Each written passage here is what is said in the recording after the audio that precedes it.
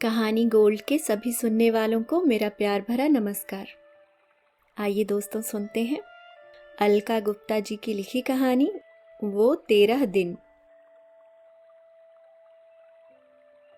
13 दिनों के बाद अस्पताल के कोलाहल भरे और गर्म वातावरण से बाहर निकलते ही एक शांत ठंडी हवा के झोंके ने रोहिणी और प्रदीप का अस्पताल के कॉरिडोर में स्वागत किया। उनके मुरझाए मन को सुकून मिला। इसी बीच उनकी टैक्सी भी आ पहुंची। टैक्सी ड्राइवर कोई भला मानस है। उसने उनका सारा सामान कार की डिग्गी में रख दिया है और रोहिणी ने प्रदीप को सहारा देकर सीट पर अच्छे से बिठा दिया। सारा सामान डिग्गी में ठीक से रख दिया गया है, यह सुनिश्चित कर वह भी प्रदीप के पास बैठ गई है और फिर कैब उनके घर की राह पकड़ दौड़ने लगी है। जैसे जैसे टैक्सी रफ्तार पकड़ती है, प्रदीप को झपकी आने लगती है। अभी 1 घंटा पहले उनका ब्लड प्रेशर काफी कम 90-50 मिमी HG पहुंच गया था और अब थोड़ा बुखार सा भी लग रहा है। उन्होंने पहले एक चॉकलेट खाई और फिर थोड़ी देर बाद रोहिणी ने पानी की बोतल और अपने पर्स से एक पैरासीटामोल टैबलेट निकाल प्रदीप को दे दी। टैबलेट गटकने के थोड़ी देर बाद अब प्रदीप का सिर रोहिणी के कांधे पर है और शायद उनकी आंख लग गई है। रोहिणी ने गहरी सांस ली और खिड़की से बाहर झांकने लगी। इस समय रात्रि के 10 बजने वाले हैं। रात गहरी अंधियारी है। एक भी तारा नजर नहीं आ रहा।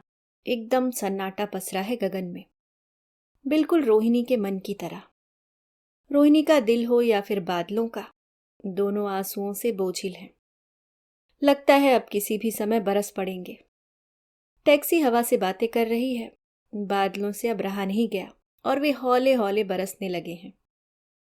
हल्की बूंदाबांदी से दिसंबर की रात और ज्यादा ठिठुरने लगी है। रोहिणी के पैर गरम मोजों में भी बर्फ से हो चले थे। उसने अपनी साड़ी को समेटा, पैर ऊपर किए और सीट पर आलती पालती मारकर बैठ गई। इस तरह बैठने से उसके पैरों को बहुत आराम मिला। पिछले 15 दिनों से वह ठीक से बैठी ही कहाँ थी। 12-13 दिन से तो इस अस्पताल में ही इधर से उधर भागती ही रही थी वो। खैर, रोहिणी इन 12-13 दिनों और अस्पताल तथा अस्पताल से जुड़ी हर बात को किसी बुरे सपने की भांति भूल जाना चाहती है, परंतु क्या कभी वह भूल पाएगी? रोहिणी थोड़ी असहज हुई तो खिड़की का शीशा थोड़ा नीचे कर दिया। तभी प्रदीप थोड़ा कसमसाए। शायद उन्हें ये ठंडी हवा ज्यादा ठंडी लगी।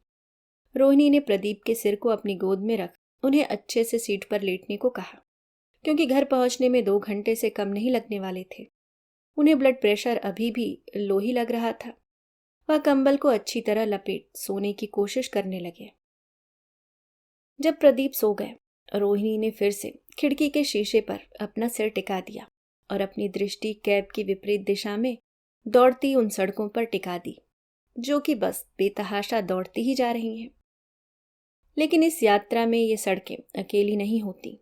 ये आसमां, चांद, सूरज, ये सितारे, पेड़ पौधे, ये खेत खलिहान, पशु पक्षी, प्राणी और इनके किनारों पर बसी हर एक वस्तु, चाहे जड़ हो या चेतन, सब इनके साथ साथ दौड़ रहे होते हैं।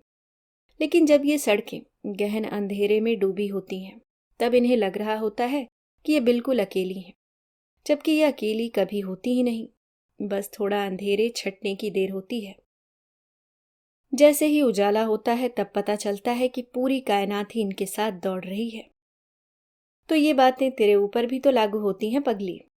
कुछ गलत व्यक्तियों की वजह से इतनी मायूसी क्यों? अच्छे बुरे अनुभवों का ही नाम जिंदगी है। जिंदगी इन सड़कों की तरह कभी घने अंधकार में डूबी तो कहीं रोशनी से जगमगाती हुई। रोहिणी विचारों में खोई हुई थी कि अचानक प्रदीप का हाथ अपने हाथ पर पाकर वर्तमान में लौट आई।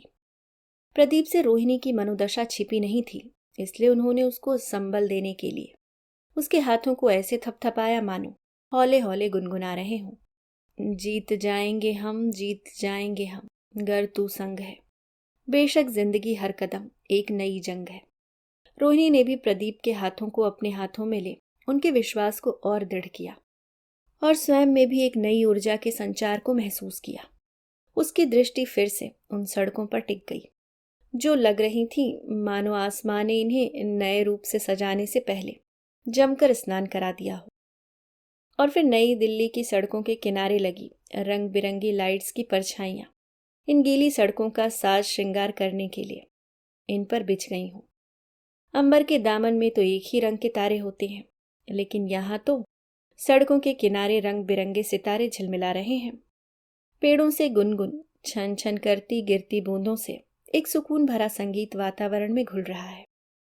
बादलों के बरसने से आसमान के दिल का बोझ तो जैसे उतर ही गया, इसके साथ साथ रोहिणी के मन का भी बोझ उतरता जा रहा है। लेकिन कहते हैं ना कि दुनिया में प्रत्येक गतिमान वस्तु की गति को मापा जा सकता है और एक समय में उसकी गति निश्चित होती है, लेकिन मन की गति और स्थिति तो स्वयं मन के मालिक के नियंत्रण में भी नहीं होती। खिड़की के पार मनमोहक दृश्यों में डूबते उतरते हुए रोहिणी को फिर से बीते उन 15 दिनों ने आ घेरा।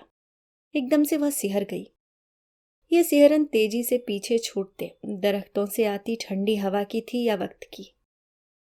शायद दोनों की, लेकिन वक्त के कारण थोड़ी ज्यादा। और फिर उसके सामने पिछले 15 दिन किसी फिल्म की रील की भांति चलने लगे। सर प्लीज एक बार डॉक्टर राजेश से तो बात करा दीजिए, जो मेरे पति के पैर का ऑपरेशन करने वाले हैं। रोहिणी जूनियर डॉक्टर के सामने हाथ जोड़ विनती कर रही थी। लगभग 1 वर्ष से प्रदीप के दाएं पैर की नसों में खून के थक्के, ब्लड क्लॉट्स जम जाने के कारण वह असहनीय पीड़ा से त्रस्त थे।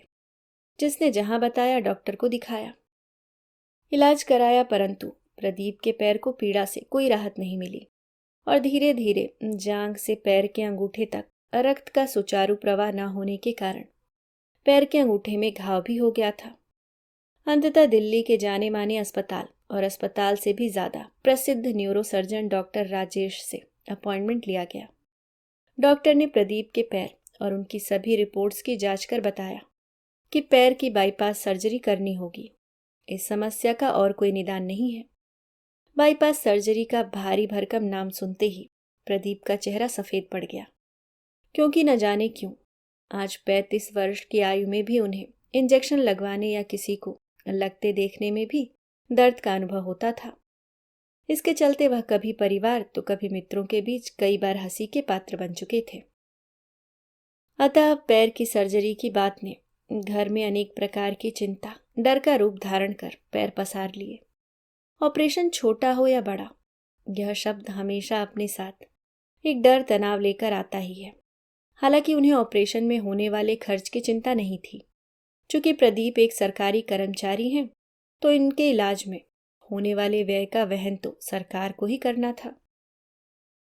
अब पैसा तो सरकार दे देगी, लेकिन सर्जरी कराने की हिम्मत तो स्वयं ही जुटानी होगी ना।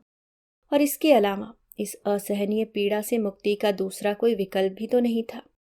डॉक्टर ने रोहिणी और प्रदीप को ऑपरेशन की प्रक्रिया के बारे में विस्तृत रूप से बताया। इस प्रक्रिया में ऑपरेशन द्वारा रक्त के सुचारू रूप से प्रवाह के लिए जहां ब्लड क्लॉट्स होते हैं, उस धमनी के ऊपर की अच्छी स्वस्थ धमनी तथा ब्लड क्लॉट्स के नीचे वाली स्वस्थ धमनी पर बाईपास ग्राफ्ट, आमतौर पर पीड़ित की अपनी नस, लेकिन कभी कभी सिंथेटिक ग्राफ्ट सिलना होता है। इस तरह पैर में रक्त के स्वतंत्र रूप से प्रवाह के लिए एक वैकल्पिक मार्ग प्रदान किया जाता है। रोहिणी ने अपने मन को पक्का कर पति के ऑपरेशन के भय से हो रहे कच्चे से मन को अपने प्रेम और समझदारी से संभाला, हिम्मत दी और जैसे तैसे प्रदीप को ऑपरेशन के लिए मना ही लिया। और फिर हॉस्पिटल में एडमिट का समय भी आ गया।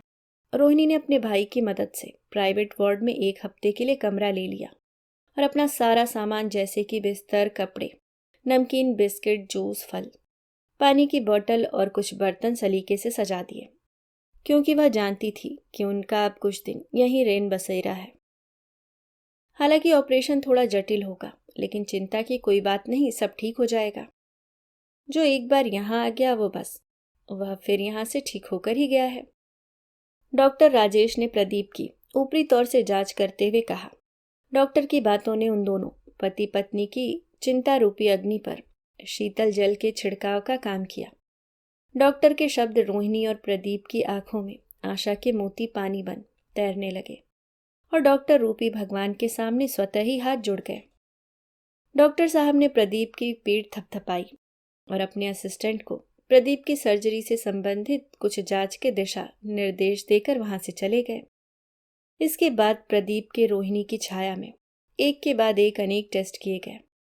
रोहिणी की छाया में, जी हाँ, क्योंकि उनको तो खून की जांच के लिए खून देना भी शेर के मुंह में हाथ डालने के समान था। जब भी उन्हें खून देना या इंजेक्शन लगवाना होता, रोहिणी प्रदीप का चेहरा अपनी ओर घुमा लेती और कसकर उनका हाथ थामे रहती। जूनियर डॉक्टर ने बताया कि लगभग सभी जांच पूरी हो चुकी है और सभी रिपोर्ट्स नॉर्मल हैं, कहीं कोई प्रॉब्लम नहीं है। लेकिन डॉक्टर को अपने पेशेंट से मिलने आते रहना चाहिए। पेशेंट की हिम्मत और हौसला मिलता है। परंतु इसी तरह एक सप्ताह बीत गया, लेकिन इस बीच डॉक्टर राजेश एक बार भी प्रदीप को देखने नहीं आए। रोहिणी झल्ला रही थी और जूनियर डॉक्टर उसे, आप बिल्कुल चिंता मत कीजिए मैम, आज अवश्य आएंगे डॉक्टर, जैसे शब्द पकड़ाकर चला जाता। 2-3 दिन और बीत जाने पर रोहिणी ने जूनियर डॉक्टर से डॉक्टर राजेश से मिलने के लिए कहा तो, अरे मैडम, डॉक्टर साहब हमेशा ओटी में रहते हैं, आप चिंता मत करो, ऑपरेशन डॉक्टर राजेश ही करेंगे। लेकिन कब करेंगे ऑपरेशन? और कम से कम अपने मरीज से कभी तो मिलने आना चाहिए। रोहिणी के सब्र का बांध टूट रहा था। अब प्रतिदिन एक ही शब्द ओटी ओटी सुन सुनकर रोहिणी का सिर चकराने लगा था। धीरे धीरे इस तरह 12 दिन बीत चुके थे, परंतु उन्हें डॉक्टर राजेश के अभी तक दोबारा दर्शन नहीं हुए थे। अतः एक सुबह रोहिणी मन में कुछ ठान ऑपरेशन थिएटर की तरफ चल पड़ी। लेकिन ओटी पहुंचने से पहले एक शानदार कैबिन के सामने कुछ अपाहिजों के जमावड़े को देख उसके पांव ठिठक गए। तभी सामने से डॉक्टर राजेश अपनी ओटी यूनिफॉर्म में आते दिखाई पड़े। वो जूनियर डॉक्टर भी उन्हीं के साथ था। डॉक्टर राजेश! रोहिणी चिल्ला उठी, जैसे उसे कोई खजाना मिल गया हो। इस समय वह डॉक्टर से बात करने का यह मौका गंवाना नहीं चाहती थी। लेकिन यह क्या, पलक झपकते ही डॉक्टर पता नहीं मरीजों की भीड़ में किधर गायब हो गए। अगले दिन 2 घंटे वह डॉक्टर से मिलने के लिए ओटी के सामने ही बैठी रही, लेकिन शायद उस दिन वह ओटी आए ही नहीं और इस तरह रोहिणी का डॉक्टर से मिलने का यह प्रयास निष्फल हो गया। थक हार कर वह अपने वार्ड की तरफ जा ही रही थी कि वह उन अपाहिजों के जमावड़े के पास ठिठक कर रुक गई, क्योंकि इन छिन्न भिन्न अंगों वाले व्यक्तियों के पीछे ही डॉक्टर राजेश के नाम का एक चमकदार बोर्ड अकड़कर खड़ा था। रोहिणी को अपनी आंखों पर विश्वास नहीं हो रहा था। उसे इसी की तो तलाश थी। वह पलक झपकते ही उस बिल्डिंग में अंदर पहुंच गई। उस बिल्डिंग के मुख्य दरवाजे के सामने ही डॉक्टर राजेश का चैम्बर था, लेकिन वहां कोई अटेंडेंट या असिस्टेंट नहीं था। रोहिणी को इस अस्पताल में आए 13 दिन हो गए थे, लेकिन उसने डॉक्टर राजेश का यह चैम्बर आज देख रही थी, क्योंकि डॉक्टर राजेश के दिल्ली में कई क्लिनिक चलते थे। तो रोहिणी और प्रदीप पहली बार उन्हीं में से एक क्लिनिक पर गए थे। और जब प्रदीप की सर्जरी होना तय हो गया, तब डॉक्टर राजेश ने उन्हें बताया कि वह अपने सभी मरीजों की सर्जरी इस सिटी हॉस्पिटल में ही करते हैं, इसलिए उन्हें इस अस्पताल में ही भर्ती होने के लिए कहा गया। रोहिणी थोड़ी देर रिसेप्शन में बैठी, सामने मेज पर रखे पत्र पत्रिकाओं को उल्टा पलटा, फिर उठ खड़ी हुई। इधर उसको प्रदीप की चिंता हो रही थी, क्योंकि लगभग 3 घंटे हो चले थे उसे इस तरह अपने वार्ड से दूर भटकते हुए। हाँ, भटकते हुए ही, क्योंकि डॉक्टर राजेश तो उसे अभी तक मिले नहीं। इस चिंता बेचैनी में उसका बैठना मुश्किल हो गया। लेकिन वह डॉक्टर के इतने करीब आकर उनसे बिना मिले वह जाने को तैयार नहीं थी। अब वह चैम्बर में चहलकदमी करने लगी और तभी अचानक वह ठिठक गई। सामने उसने जो देखा तो पल भर के लिए तो वह सहम गई। फिर इधर उधर नजर दौड़ाई, वहां कोई नहीं था। उस चैम्बर में वह बिल्कुल अकेली थी और चैम्बर के अंदर जिस जगह अब वह खड़ी थी वह एक अलग ही दुनिया थी, जो कि रोहिणी के मन में एक भय के साथ कौतूहल भी जगा रही थी। वह पल भर रुकी, हिम्मत जुटाई और हनुमान चालीसा पढ़ते हुए आगे बढ़ी।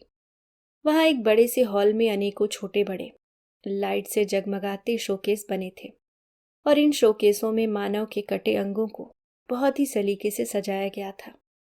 वैसे तो यह अंग प्लास्टिक के थे, परंतु ये हूबहू जीते जागते मनुष्यों के ही प्रतीत हो रहे थे।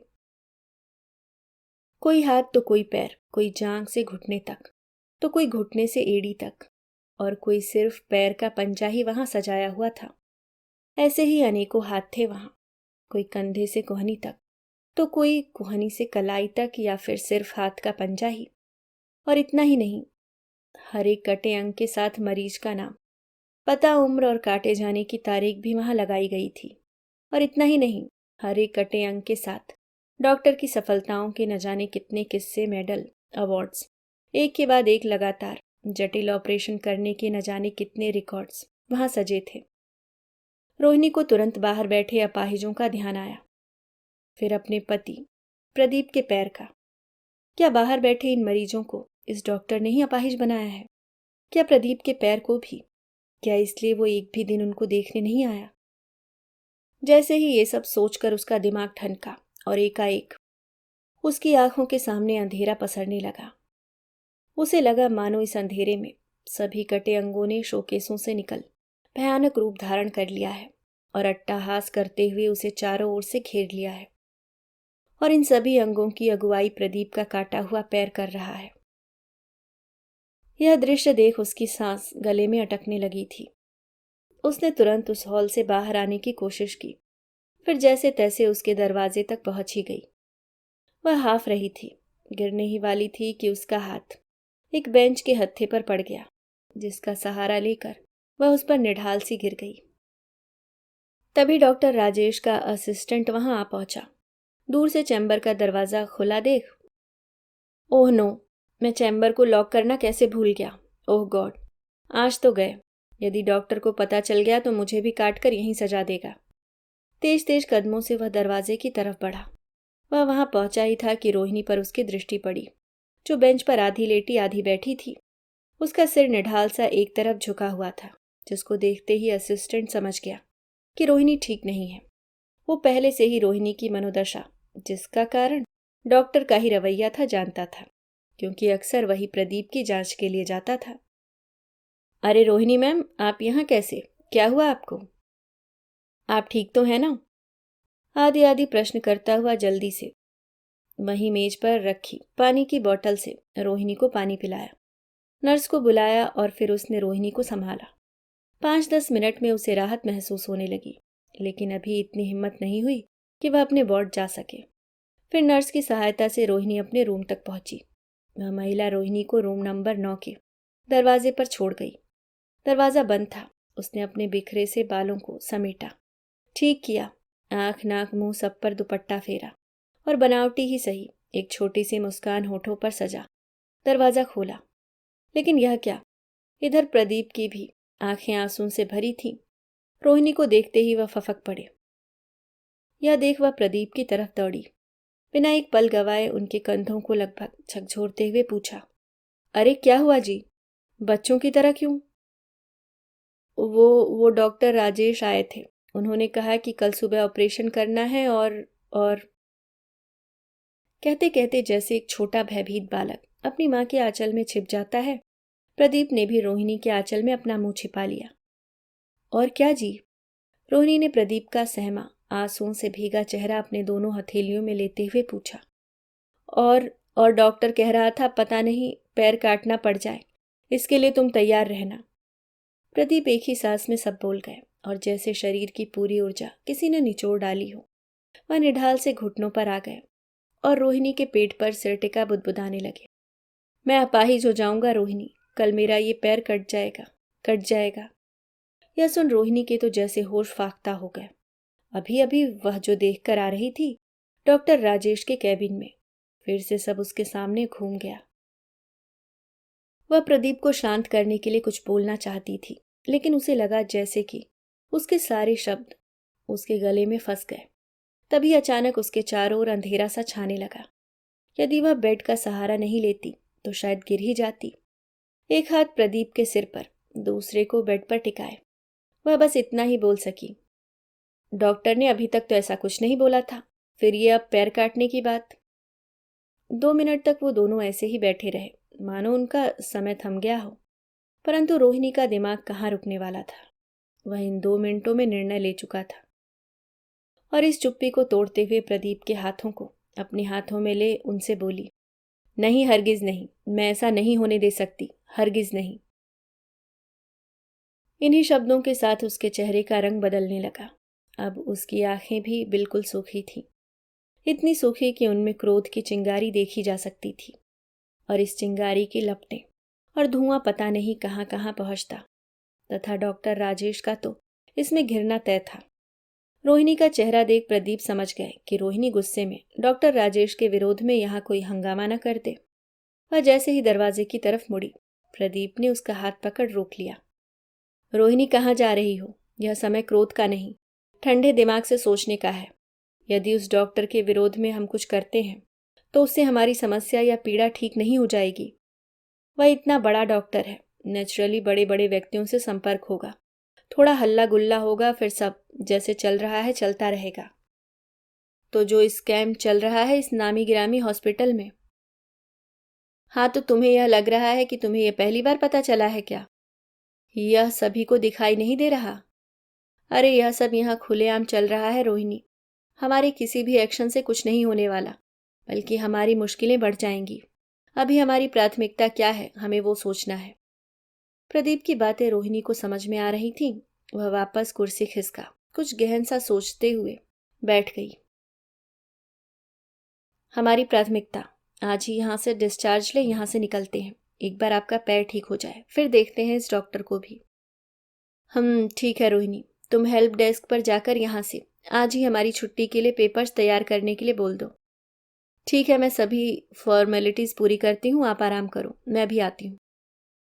लगभग 30-40 मिनटों के बाद अचानक कमरा नंबर 9 में डॉक्टरों नर्सों की चहलकदमी बढ़ गई।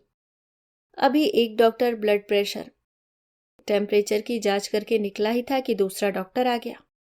उसके साथ एक नर्स थी जिसने एक ट्रे में मरहम पट्टी व कुछ दवाएं सजाई हुई थी।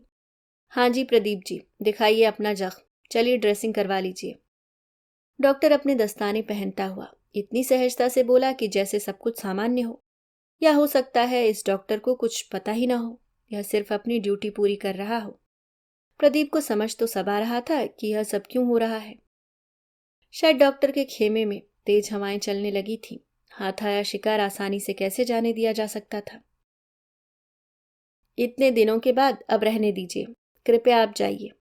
तभी रोहिणी कमरे में प्रवेश करती है। डॉक्टर, यदि पेशेंट नहीं चाहता तो आप क्यों परेशान कर रहे हो? वैसे भी हम आज यहाँ से डिस्चार्ज ले रहे हैं। रोहिणी ने कमरे में प्रवेश करते हुए उस डॉक्टर से कहा। डॉक्टर रोहिणी के तेवर देख उल्टे पैर लौट गया। उस डॉक्टर के पीछे पीछे चलने वाली वह नर्स एक क्षण के लिए ठिठकी, उनकी ओर मुड़ी और ऐसे थम्सअप किया मानो किसी जीत के लिए उन्हें कोई मेडल दे रही हो।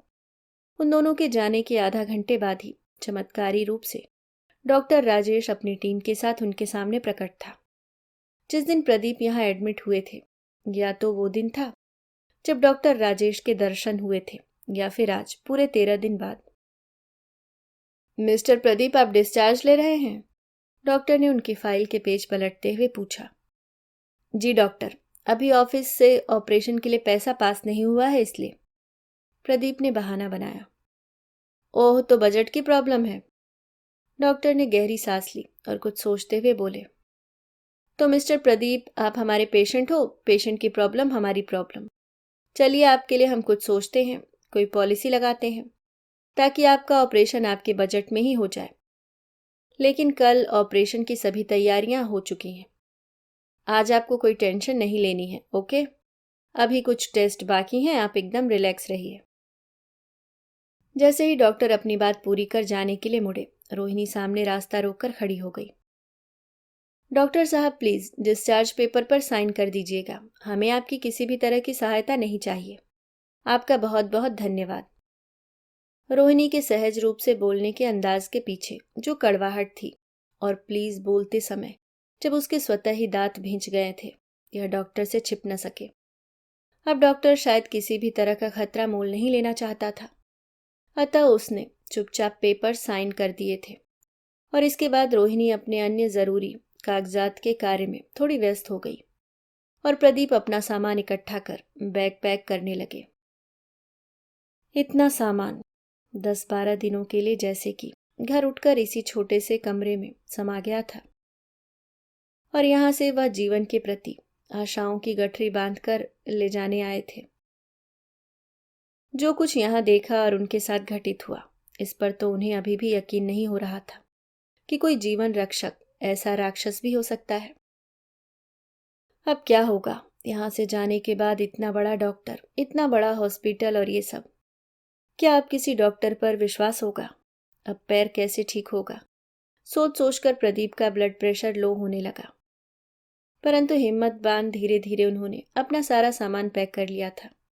इसी बीच रोहिणी ने अस्पताल से डिस्चार्ज की सभी औपचारिकताएं पूरी कर घर के लिए टैक्सी भी बुक कर दी थी और अब गाड़ी हौले हौले घर की तरफ बढ़ रही थी।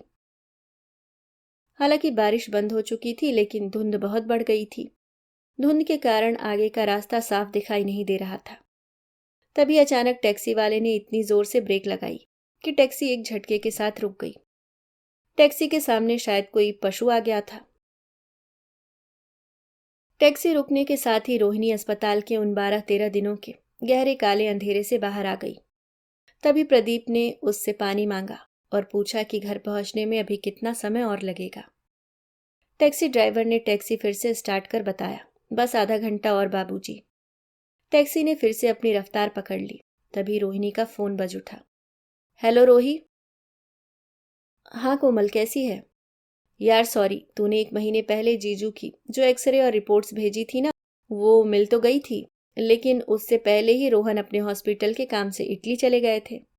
तुझे 1-2 बार मैंने कॉल भी की, लेकिन तूने उठाया ही नहीं। कोमल रोहिणी की घनिष्ठ मित्र बोले जा रही थी, लेकिन रोहिणी तो उससे पहले से ही नाराज थी। हेलो यार, मुझे पता है तू नाराज है, लेकिन कुछ तो बोलना रोही। कोमल ने रोहिणी की खुशामद की। नहीं, रोहिणी बस इतना ही बोल सकी और उसका मन भर आया। प्लास्टिक सी मन की थैली में सीलबंद बर्फ हुई भावनाएं, जमे से आंसू, अपनों से अपनेपन की जरा सी गर्मी मिलते ही बस वो थैली पिघलने लगती है। वही रोहिणी के साथ हुआ। अपनी सबसे प्यारी सहेली से इतने मुसीबत भरे दिनों के बाद क्या बोले बताए। बस उसकी आंखें भर आईं, परंतु उसने आंसुओं को पलकों के किनारों पर ही रोक लिया। ओके मत बोल, चल छोड़ सब बातें, अब मुद्दे की बात सुन। रोहन ने कल जीजू की सारी रिपोर्ट्स वेस्कुलर डिपार्टमेंट चीफ को दिखाई और भी कई एक्सपर्ट्स डॉक्टर से बात की। सभी ने एक ही बात बताई कि इस केस में ऑपरेशन की आवश्यकता ही नहीं है। क्या तू सच कह रही है यार? और फिर रोहिणी अब अपने आंसुओं को पलकों में रोक न सकी। वो उसके चेहरे पर बिखर गए। ये खुशी के आंसू थे या अब तक का गुबार? नहीं, ये खुशी के ही आंसू थे, लेकिन कोमल इन्हें देख तो नहीं सकती थी, लेकिन महसूस अवश्य कर रही थी। हाँ रोही, मेडिसिन से ही ठीक हो जाएंगे जीजू। तू उन्हें यहाँ लखनऊ ले आ, सब ठीक हो जाएगा। तू बिल्कुल भी चिंता मत कर। चल मैं करती हूँ तुझसे बाद में बात, अभी रोहन आ गए। फोन कट चुका था। रोहिणी ने एक सुकून भरी सांस ली। वह यह खुशखबरी प्रदीप को सुनाना चाहती थी, लेकिन उसने सोचा बस थोड़ी देर और। वह यह खुशखबरी सुनकर प्रदीप को होने वाली खुशी को आत्मसात करना चाहती थी। अब उस धुंध में एक एक सुगंधित रंग बिरंगे फूल खिलने लगे थे और देखते ही देखते रोहिणी के चारों तरफ बस पुष्प ही पुष्प खिल उठे। अभी कुछ मिनट पहले धुंध में घिरी रोहिणी अब इन पुष्पों को चुन चुन कर दामन में सजो रही है। रोहिणी थोड़ा पानी देना प्लीज, अभी कितना समय लगेगा घर पहुंचने में? शायद बस आधा घंटा और, रोहिणी ने कलाई पर बंधी घड़ी में समय देखते हुए कहा। ठंड नहीं लग रही तुम्हें? कहते हुए प्रदीप ने अपने कंबल का एक हिस्सा रोहिणी को उड़ाकर उसका सिर अपने कंधे पर सहेज लिया। अभी आप सुन रहे थे अलका गुप्ता जी की लिखी कहानी वो 13 दिन। उम्मीद करती हूँ दोस्तों कहानी आपको पसंद आई होगी। अगर आप चैनल पे नए हैं तो सब्सक्राइब करना ना भूलें। धन्यवाद।